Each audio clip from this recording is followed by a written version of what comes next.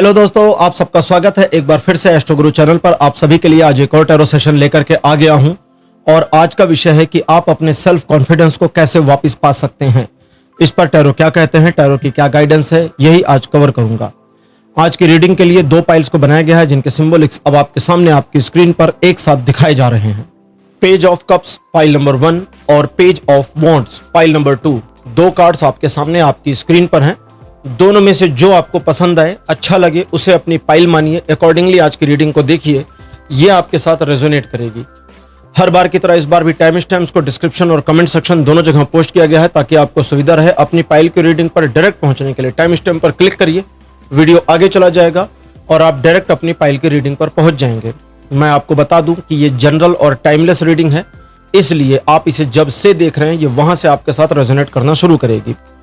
जो लोग आज मुझसे पहली बार जुड़े हैं उनका एस्ट्रो गुरु चैनल पर मैं बहुत बहुत स्वागत करता हूं। आप सभी इस चैनल को सब्सक्राइब जरूर करिए, बेल आइकन भी प्रेस करिए, क्योंकि जब आप बेल आइकन प्रेस करते हैं तो नए वीडियोस की नोटिफिकेशन आपके फोन पर आनी शुरू हो जाती है। और मेरे रेगुलर व्यूअर्स और सब्सक्राइबर्स, आपके सहयोग और प्यार के लिए बहुत बहुत आभार। आगे बढ़ने से पहले आपको बता दूं कि मैं एक प्रोफेशनल एस्ट्रोलॉजर, एक प्रोफेशनल टैरो रीडर भी हूं। तो आपकी स्क्रीन पर यह नंबर जो आ रहा है, इसके ऊपर आप संपर्क कर सकते हैं अगर आपको अपने लिए एक पर्सनल टैरो रीडिंग सेशन चाहिए या अपनी कुंडली मुझे दिखाना चाहते हैं। यह व्हाट्सएप नंबर है, तो इस पर कॉल नहीं करना है, इस पर मैसेज करिए। मैसेज के थ्रू सारी इंफॉर्मेशन मेरी टीम मेंबर आपको प्रोवाइड करेगी और आपकी हेल्प करेगी मेरे साथ आपके सेशन को बुक करने में। तो चलिए आज की रीडिंग को शुरू करते हैं और आपकी पाइल में मिलते हैं।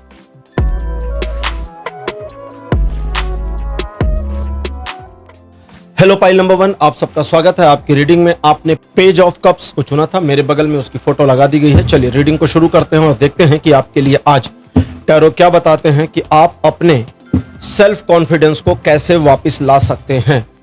आपके लिए पहला कार्ड है 4 ऑफ वॉन्ड्स। सेकंड नंबर पर आपके लिए कार्ड है 6 ऑफ सोर्ड्स। कार्ड नंबर 3 आपके लिए है 3 ऑफ वॉन्ड्स।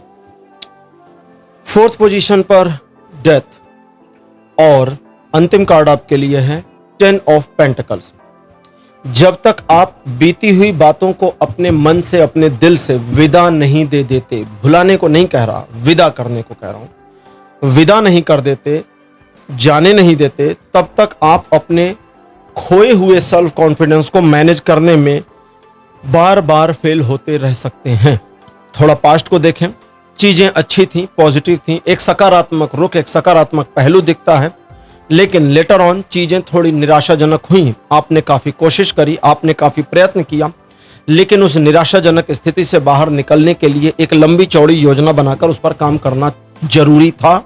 हालांकि आपने उस योजना पर कार्य करने का काफी प्रयास किया, विचार किया, कोशिश भी करी, लेकिन पूरी तरह से उस पर काम नहीं कर पाए और वस्तुतः स्थिति यह बनी कि आप एक निराशा की स्थिति में हैं। रीडिंग में आगे बढ़ने से पहले एक चीज बता दूं कि अगर आपका सेल्फ कॉन्फिडेंस ठीक है और आपको सेल्फ कॉन्फिडेंस को लेकर समस्याएं नहीं हो रही हैं, तो इस रीडिंग को फिर भी आप देख रहे हैं तो एंजॉय करिए बस। फिर इस रीडिंग में जो भी बताएंगे उसे अपने साथ रेजोनेट करने की कोशिश मत करिएगा, ठीक है। अगर समस्या है सेल्फ कॉन्फिडेंस को लेकर तभी रीडिंग आपके लिए, वरना नहीं है, इसको ऐसे समझिए। आगे चलते हैं। आपको अपना सेल्फ कॉन्फिडेंस वापस पाना है। सबसे पहले आपको अपने पास्ट को जाने देना होगा। कई बार हम अपने बीते हुए कल को जाने नहीं देते, हम उससे निकलना चाहते हैं, भागना चाहते हैं, छूटना चाहते हैं, उसे भूल जाना चाहते हैं, लेकिन उसे जाने नहीं देना चाहते। क्यों? क्योंकि पास्ट या बीता हुआ कल और उसकी जो समस्याएं हैं, उसकी जो नकारात्मकता है, वो कहीं ना कहीं हमारे वर्तमान को इतनी बुरी तरह से प्रताड़ित कर देती हैं कि उसे छोड़ पाना संभव नहीं होता। अपने परिवार के प्रति श्रद्धा और अपनेपन के भाव को और बढ़ाइए। कई बार हम अपने परिवार के प्रति अपनेपन के भाव में होते हैं तो श्रद्धा नहीं रखते। कई बार श्रद्धा रख लेते हैं कि हाँ हमारा परिवार है, हमें श्रद्धावान रहना इसके प्रति, लेकिन फिर अपनेपन के भाव से मुक्त हो जाते हैं। रीडिंग कहती है दोनों लगाना होगा, दोनों का इस्तेमाल करना होगा, तब आप अपने पास्ट से छूटेंगे। क्योंकि परिवार में आप जितना इन्वॉल्व होंगे, परिवार में जितना घुलेंगे, परिवार में जितना मिलेंगे, परिवार में जितना सामंजस्य और तालमेल बनाएंगे, उतना ज्यादा आप पुरानी चीजों से छूटते चले जाएंगे। पुरानी चीज किसी भी सेक्टर, किसी भी एस्पेक्ट, किसी भी टॉपिक पर हो सकती है, हो सकता है कोई ऐसा विषय हो जिसका परिवार से लेना देना ना हो, लेकिन रीडिंग कहती है कि परिवार ही वो चाबी है जो आपको इस समस्या से छुटकारा दिला सकती है। इसलिए अपने परिवार पर विश्वास करना, उनके साथ सामंजस्य बिठाना, उनके साथ तालमेल बिठाना और चीजों को उसी एंगल में मूव होने देना आपके लिए नितांत आवश्यक है। आज के ओरेकल डेक लेते हैं। आज के ओरेकल डेक है ओरेकल ऑफ द फेरीज। तो परियों का ये डेक है। मुझे लगा कि परियां ज़्यादा बेहतर तरीके से कॉन्फिडेंस के मामले में हमें गाइड कर सकती हैं, इसलिए इस डेक को मैंने इस्तेमाल करने का सोचा। अब देखते हैं आपके लिए आज कार्ड क्या आते हैं। पहली जो फेरी हमारी है ये है protect your dreams. Second card आपके लिए है मोटिवेशन। कार्ड नंबर 3 आपके लिए है फ्लोरिश। फोर्थ पोजीशन पर आपके लिए मून एनर्जी और अंतिम कार्ड आपके लिए है precious time. Protect your dream, ये कार्ड हमें जो इंफॉर्मेशन देता है वो ये कहता है कि पास्ट में जो चीजें बीत गई हैं उन चीजों को जाने देना क्यों जरूरी है, क्योंकि तभी आपके भविष्य के सपने बनने शुरू होंगे। अपने भविष्य के सपनों को यदि आप संरक्षित और सुरक्षित करना चाहते हैं तो जो बीत गया उसे जाने दीजिए, क्योंकि बीता हुआ कल ही हमारे मोटिवेशन को सबसे ज्यादा अफेक्ट कर रहा है पाइल नंबर 1 में। अब यह कहता है कि जब आप पुरानी चीजों को जाने देते हैं, जाने कैसे देंगे, स्वीकार कर लीजिए, सिचुएशन की नेगेटिविटी को एडमिट कर लीजिए, मान जाइए, एक्सेप्ट कर लीजिए। जब आप स्वीकार कर लेते हैं तो उस चीज से मुक्त हो जाते हैं। जब तक आप एक्सेप्ट नहीं करते, जब तक आप इस मोड में रहेंगे कि ऐसा कैसे हो गया या ये नहीं होना चाहिए था या हम उस चीज को अभी भी ठीक कर सकते हैं, क्योंकि आप ठीक नहीं कर सकते, आप नया कर सकते हैं, लेकिन जो बीत गया उसे नहीं ठीक कर सकते। जो चला गया मोमेंट, जैसे मान लीजिए 2 दिन पहले आप गिर पड़े, आप आगे भविष्य में ना गिने इसकी तैयारी हो सकती है, लेकिन जो पीछे 2 दिन पहले आप गिर पड़े उसे जाकर ठीक नहीं कर सकते। आप बैक में जाएं, इसकी कोई सुविधा नहीं है अभी, ठीक है। तो प्रोटेक्ट योर ड्रीम कहता है अपने वर्तमान और भविष्य के सपनों को संजोने के लिए पुरानी चीजों को स्वीकार करो, और स्वीकार ही मत करो, उनको जाने दो। अगर एक नकारात्मकता हुई है तो उसे स्वीकार करो और फिर उसे जाने दो। जाने दो ये सोचना ऐसे है कि बस मैं अब अपने भूतकाल को, अपने बीते हुए कल को जाने दे रहा हूं, दैट्स इट। ऐसा नहीं है कि उसकी मेमोरी हट जाएगी, ऐसा नहीं है कि वो यादों से निकल जाएगा, रहेगा, लेकिन बस परेशान करना बंद करेगा। मोटिवेशन का कार्ड कहता है अगर आपने ये किया यहां तक, इतना ही केवल, तो आप देखेंगे कि फर्स्ट स्टेज का मोटिवेशन आपका वापस आ रहा है, अपना कॉन्फिडेंस आपका पहले स्टेज पर वापस आ रहा है।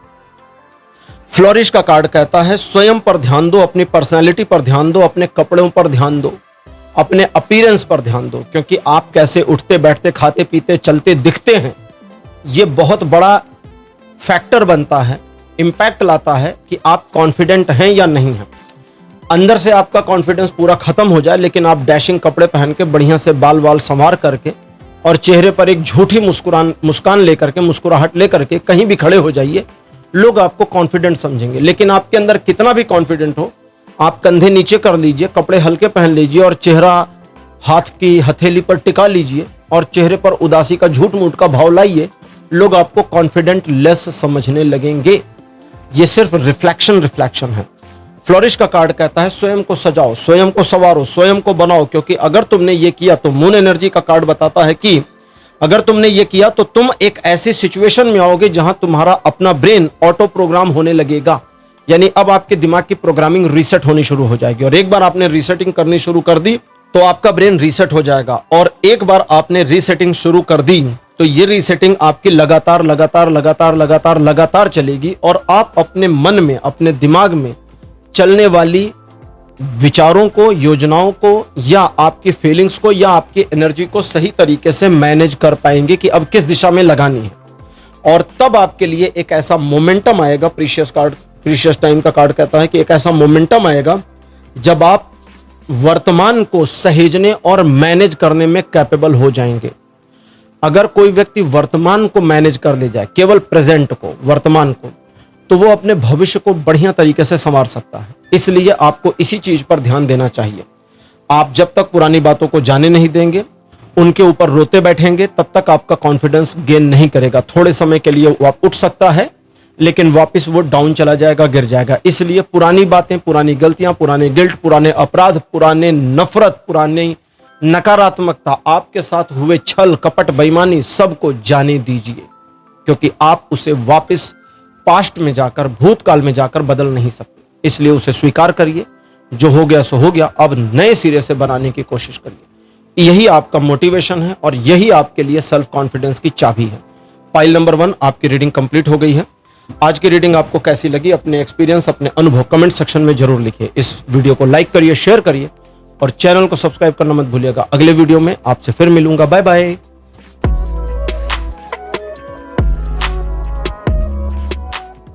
हेलो पाइल नंबर 2, आप सबका स्वागत है आपकी रीडिंग में। आपने पेज ऑफ वॉन्ड्स को चुना था, मेरे बगल में उसकी फोटो लगाई गई है।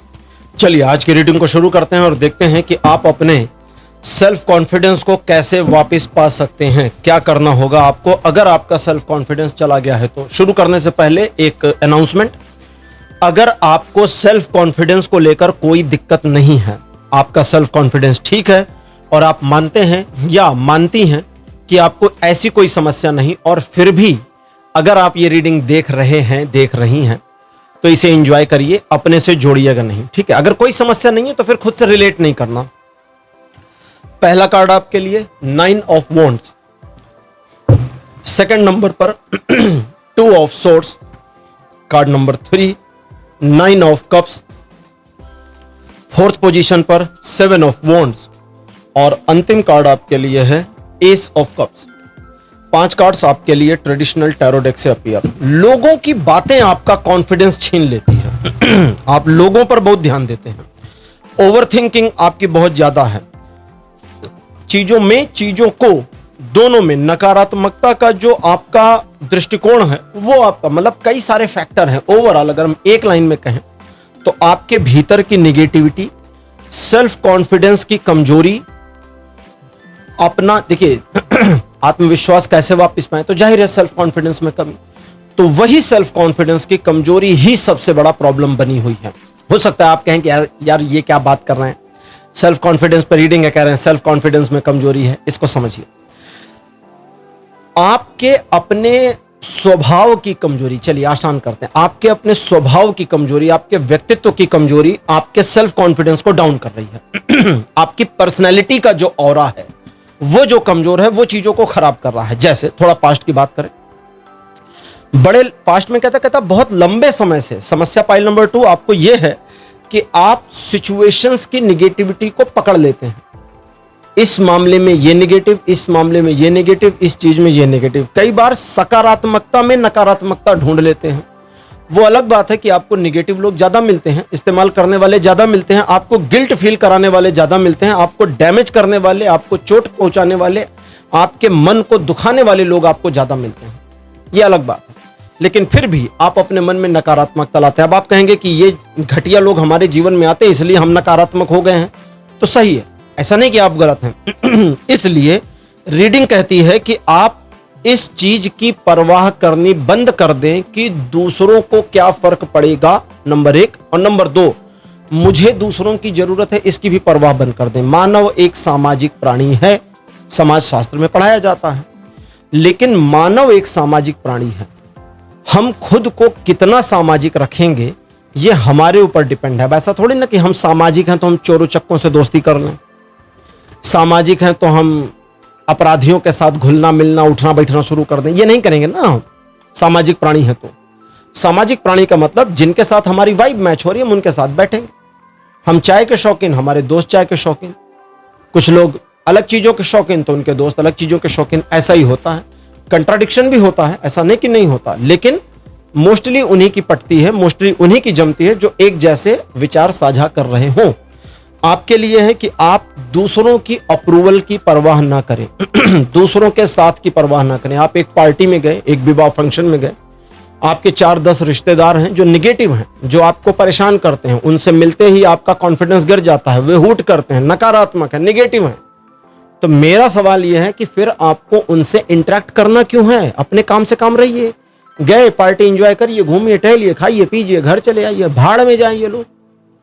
इनको ऐसा करना कैसे, इनको ऐसा फील करा दीजिए, आप ये महसूस करिए कि ये लोग हैं नहीं, मिल गए तो हेलो करेंगे, मिल गए तो हेलो करेंगे मतलब हम हेलो नहीं कर रहे हैं। तुम सामने खड़े हो, भाड़ में जाओ।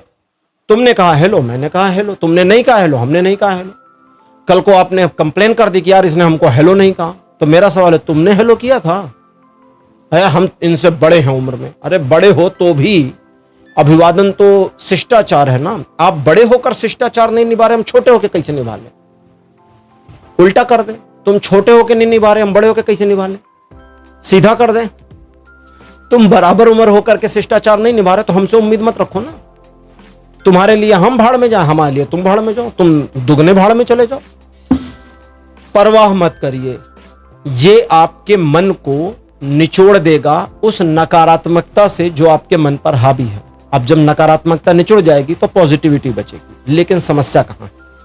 सबसे बड़ी समस्या यह है कि लोगों का व्यवहार और बातें आपके कॉन्फिडेंस को गिरा देते हैं। लोग तो ऐसा ही करेंगे। लोगों ने कब किसे अच्छा कहा? लोगों ने तो हर चीज का विरोध किया है, हर चीज का विरोध कर रहे हैं। हर समय हर चीज का विरोध ही विरोध होता है। आप मानव का इतिहास पढ़िए। हर व्यक्ति का, हर विषय का, हर वस्तु का विरोध होता है। कोई भी ऐसी चीज नहीं जिसका हमेशा सपोर्ट हो। लोग विरोध में रहते हैं, तो आपके विरोध में अगर 10-50 लोग हैं तो अच्छी बात है। आप में टैलेंट है कि आपका विरोध हो रहा है। अगर विरोध में नहीं है तो फिर परेशान होइए, कह रहे यार कोई मेरे विरोध में ही नहीं है। हम इतने गए गुजरे हैं क्या कि किसी को हमसे नफरत नहीं है? सोचिए ऐसा। दूसरा, अब कहता है मैनेज कैसे करेंगे? उद्दंडता। उद्दंडता, उद्दंडता मतलब अगर आसान भाषा में कहें तो थोड़ा मुंहफट हो जाइए, थोड़ा शैतान हो जाइए, थोड़ा बुरे बन जाइए। क्योंकि अगर आप थोड़ा शैतानी और बुराई अपने अंदर इम्प्लांट करते हैं तो आप ऐसे लोगों को सही समय पर सही जवाब दे पाएंगे। लेकिन यहां एक ग्लिच है। ग्लिच क्या है? कार्ड कहता है कि इसकी प्लानिंग मत करिए कि मुझे इनको जवाब देना है। प्लान करके मत जाइए। आप कहीं पर हैं, मिले, 2 लोग मिले, ये टॉक्सिक हैं, नेगेटिव हैं। अब आपको प्लान नहीं करना है कि यार इनको मैं कैसे सबक सिखाऊं या इनके साथ मैं क्या करूं और मैं इनके साथ क्या ना करूं। प्लान मत करिए। रीडिंग कहती है क्योंकि अगर आपने प्लान किया और मान लो उन्होंने उस मोमेंट में कोई नेगेटिविटी नहीं की तो आपका प्लान चौपट हो जाएगा। आप न्यूट्रल रहिए, न्यूट्रल बीच में रहिए। कोई बदमाशी करे तो जवाब देंगे, नहीं करेगा तो बल्ले बल्ले। आपका अपने आप पर नियंत्रण, अपने आप का अपने आप में आत्मचिंतन और दूसरों से स्वयं के बारे में कोई भी अप्रूवल लेने की आवश्यकता नहीं है। यानी उसकी नजर में हम कैसे, इसकी नजर में हम कैसे, हमारी पर्सनालिटी उनकी नजर में कैसे, वो हमारे बारे में क्या सोचते, ये सारी थिंकिंग ड्रॉप करिए, बंद करिए, आवश्यकता नहीं है। आज की ओरेकल डेक हमारी है ओरेकल ऑफ द फेरीज। देखते हैं परियां क्या बताती हैं। पहली परी यानी पहला कार्ड आपके लिए हीलिंग। सेकंड पोजीशन पर आपके लिए है प्रोटेक्शन। कार्ड नंबर 3 आपके लिए है कम टुगेदर। और अंतिम कार्ड आपके लिए है फेरी स्पॉटिंग। पहले चौथा कार्ड था फेरी स्पॉटिंग और अंतिम कार्ड आपके लिए है फ्लोरिश। हाँ जी, कम टुगेदर। हम तीसरे कार्ड से शुरू करते हैं। कम टुगेदर का मतलब होता है एक साथ आइए, लेकिन यहां तो आपको हम अकेले सिखा रहे हैं कि आप अकेले चलो। ये जो कार्ड है कम टुगेदर, ये कहता है अपने दिल और दिमाग को एक साथ लेकर आ जाओ। यानी आप अपनी फीलिंग्स में क्या सोचते हैं और दिमाग में क्या सोचते हैं, दोनों का जोड़ बनाना है। क्योंकि दिमाग में तो आपने सोचा कि मुझे इनकी जरूरत नहीं, मुझे कोई डिमोटिवेट नहीं कर सकता, इनके तानों से हम पीछे नहीं हटने वाले, और दिल इनकी हर बातों से दुखता जाता है। तो ये जो मिसमैचिंग है ये आपको डिस्टर्ब करेगी, कॉन्फिडेंस को गिराएगी, मोटिवेशन गिरा देगी। इसे ठीक कैसे करें? हीलिंग का कार्ड सबसे पहले कहता है कि जब तुम स्वयं के बारे में सोचोगे, और स्वयं के बारे में सोचो तो सिर्फ स्वयं के बारे में सोचो, इसमें दूसरा शामिल नहीं है।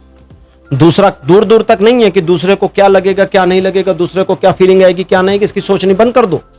क्योंकि जब ये सोचना बंद कर दोगे तब तुम देखोगे कि तुम्हारे आसपास नए फूल खिलेंगे। ये सिंबॉलिक लाइन थी। नए फूल खिलेंगे मतलब आपका ऑरा बदल जाएगा। आप अपने आप में एक ऐसी पॉजिटिविटी फील करना शुरू कर देंगे जो आप दूसरों को समझा नहीं सकते, क्योंकि आपको आवश्यकता नहीं। प्रोटेक्शन का कार्ड ये कहता है कि स्वयं को इस बात के लिए चिंता में रखना है कि मुझे दूसरों के मामले इतना डिस्टर्ब क्यों करते हैं, और इस बात के लिए चिंता मुक्त हो जाना है कि आज से दूसरों की बातें और मामलों से मैं डिस्टर्ब नहीं हो रहा, मैं डिस्टर्ब नहीं हो रही, मुझे क्या पड़ी उसकी, मुझे क्या पड़ी इसकी। तुम कुछ भी करो तुम लाइफ में फेल हो जाओ, चांद पे चले जाओ, मंगल ग्रह पे चले जाओ, आई डोंट केयर, हम जहां हैं वहां ठीक है, हम अपनी पोजीशन से संतुष्ट, हम अपना खुद का देख लेंगे, तुम्हारी जरूरत नहीं है। लेकिन कम टुगेदर और प्रोटेक्शन, ये दो कार्ड जो इंफॉर्मेशन देते हैं वो ये कहते हैं कि ईश्वर की शक्तियां आपको मदद करती हैं, हमेशा करी है, आगे भी करेंगी, वर्तमान में भी कर रही हैं। और ईश्वर की शक्तियां आपसे चाहती हैं कि आप अपने दिल और दिमाग के सामंजस्य को बिठाएं, क्योंकि जब तक आप अपने दिल और दिमाग के सामंजस्य को बिठाते नहीं, प्रोटेक्शन का कार्ड अब कहता है कि तब तक तुम तुम्हारे चारों ओर एक प्रोटेक्शन की लेयर बना नहीं सकते। क्योंकि अगर आपने दिल से सोचा तो दुखी, दिमाग से सोचा तो दुखी। दिल से सोचा कि यार इनने तो मेरा दिल तोड़ दिया, दिल दुखा दिया, आपका कॉन्फिडेंस खत्म, आप दुखी। दिमाग से सोचा कि यार हम इनकी ऐसी तैसी करेंगे, और अब पता लगा वहां डिफीट खा गए, तो फिर अब दिमाग भी आपका डिस्टर्ब कि यार लो इनने हमको हमारी जाल में फंसा दिया। तालमेल बिठाइए। अब आगे फेरी स्पॉटिंग का कार्ड, ये हमें इंफॉर्मेशन देती है ये कहती है कि जब तक आप स्वयं का तालमेल ठीक नहीं कर सकते, आप अपने खुद के बिहेवियर को उस तरीके से नियंत्रित नहीं कर पाएंगे जो आपका सपना रहा। जिस पर्सनालिटी के बारे में आप विचार करते हैं, करती हैं, सोचते हैं, जो पर्सनालिटी आपको चाहिए, और ऐसा करने के लिए आप बस अपने आप को अपने आप में स्थिर करें। स्वयं को स्वयं में स्थित करना, स्वयं को स्वयं में स्थिर करना, और स्वयं के प्रति साक्षी का भाव लाना, और इस बारे में सोचना कि आपको किसी चीज की कमी नहीं है, या आपकी कैपेबिलिटी में कोई कमी नहीं है जो ईश्वर ने आपके जीवन में डाली हो या आपके शरीर में डाली हो। आपके भी दो हाथ हैं, दूसरों के भी दो हाथ हैं, ऐसा नहीं वो चार लेके घूम रहे हैं या उनके पास दो दिमाग तीन आंखें हैं, ऐसा नहीं है, सेम है। लेकिन वे आपको डिफीट कर पा रहे हैं क्योंकि वे डिफीट करना चाहते हैं, और आप डिफीट खा रहे हैं। डिफीट मतलब हारना। आप डिफीट खा रहे हैं क्योंकि आप डिफीट होना चाहते हैं।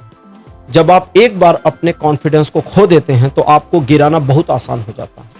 इसलिए सिर्फ अपने कॉन्फिडेंस को मेंटेन करना है। फ्लोरिश का कार्ड, फेरी स्पॉटिंग, ये दोनों कहते हैं कि स्वयं में स्वयं को स्थिर करो, क्योंकि जब तक तुम स्वयं को स्वयं में स्थिर नहीं करते हो तब तक तुम्हारा आत्मचिंतन नहीं चलता। अगर आपने स्वयं को स्वयं में स्थिर नहीं किया तो ओवर थिंकिंग चलेगी। ओवर थिंकिंग क्या है आप देखिए तो बाहर चलती है। स्वयं आत्मचिंतन क्या है? जो भीतर चलता है। आपको आत्मचिंतन की जरूरत है। आत्मचिंतन में गलतियां भी निकलेंगी, आत्मचिंतन में रास्ते भी निकलेंगे, आत्मचिंतन में बदला लेने की प्रवृत्ति भी आएगी। आपको बस एक चीज पर फोकस करना है कि मार्ग क्या है। ना बदला लेना है मुझे, ना मुझे नेगेटिव थिंकिंग में जाना है, ना मेरे को एक्सट्रीम पॉजिटिव थिंकिंग में जाना है। बस मार्ग क्या है इस पर सोचिए। आत्मचिंतन आपको मार्ग भी दिखाएगा। आप दूसरे लोगों की वैल्यू, उनकी इमेज, उनकी सोशल लाइफ, उनकी सोशल इमेज और उनके पद की परवाह ना करें। अगर वे आपके साथ एक नकारात्मक व्यवहार कर रहे हैं तो उनके प्रति भी आपका व्यवहार रूड हो जाना चाहिए। लेकिन आप पहल नहीं करेंगे, ताने नहीं मारेंगे। फ्लोरिश का कार्ड ये कहती है परी कि आप अपने आप को जितना सेल्फ मैनेजमेंट में लाओगे, जितना सेल्फ मैनेजमेंट आपका स्ट्रांग आप करेंगे या करेंगी, उतना ज्यादा आपके स्वयं के व्यक्तित्व में और जीवन में निखार आता जाएगा। आपके व्यक्तित्व में और स्वयं में आने वाला यह निखार ईश्वर की शक्तियों के साथ आपको जोड़ देगा। और आपकी कनेक्टिविटी जब ईश्वर की शक्तियों के साथ बनेगी तो आपके सेल्फ कॉन्फिडेंस में इंप्रूवमेंट आएगी। लेकिन आपको इस बात का ध्यान रखना है कि अब आपको यहां से अगर सेल्फ कॉन्फिडेंस बढ़ाना है तो आपको इसे एक नए सिरे से इनबिल्ट करना होगा। पुराने वाले सेल्फ कॉन्फिडेंस को नहीं लाना, हमें नया लाना है। नया क्या लाना है अब वो समझे। नया ये लाना है कि आप जो चाहते हैं वो होना शुरू हो जाए, वो महसूस करने लगे, वो आपकी थिंकिंग और फीलिंग बननी शुरू हो जाए। शुरू में इसे आप थोड़ा सा सच कम माने, इसकी पॉसिबिलिटी है। ये सच हो या नहीं हो, लेकिन आप इसे सच मानकर चलिए। और अगर आपने इसे सच माना तो आपका सबकॉन्शियस माइंड इसे ऑटोमेटिक सच मान लेगा। और एक बार सबकॉन्शियस ने अगर सच मान लिया इस झूठे कॉन्फिडेंस को भी, तो आपके अंतर मन में, अंतर चेतना में दबे हुए कॉन्फिडेंस के जो खजाने हैं उन खजानों से आपको कनेक्ट कर देगा। तो पाइल नंबर 2 आपकी रीडिंग ये है। अगर मैं शॉर्ट में समराइज करूं तो दूसरे लोगों की वजह से आपका कॉन्फिडेंस गिरता है। इन लोगों को वैल्यू देना बंद करिए, इनकी परवाह करनी बंद करिए, इनको भाव देना बंद करिए, इनका अप्रूवल सोचना बंद करिए कि हम इनकी नजरों में उठ जाएं। नहीं उठना है। हम उनकी नजरों में उठ जाएं, नहीं उठना है। आपको किसी की नहीं, सिर्फ अपनी नजरों में उठना है। यह ध्यान दीजिए। और अगर इस कॉन्फिडेंस के साथ आपने स्वयं पर काम किया, ना सिर्फ आप अपने आप को मोटिवेट कर पाएंगे या कर पाएंगी, बल्कि आप अपना कॉन्फिडेंस लेवल इंप्रूव कर पाएंगे, आपकी पर्सनालिटी इंप्रूव हो जाएगी और आपकी पर्सनालिटी का ऑरा आपके लिए बहुत इंपैक्टफुल रिजल्ट देगा। फाइल नंबर 2 आपकी रीडिंग कंप्लीट हो गई है। आज की रीडिंग आपको कैसी लगी, अपने एक्सपीरियंस, अपने अनुभव कमेंट सेक्शन में जरूर लिखिए। इस वीडियो को लाइक करिए, शेयर करिए और चैनल को सब्सक्राइब करना मत भूलिएगा। अगले वीडियो में आपसे फिर मिलूंगा। Bye bye.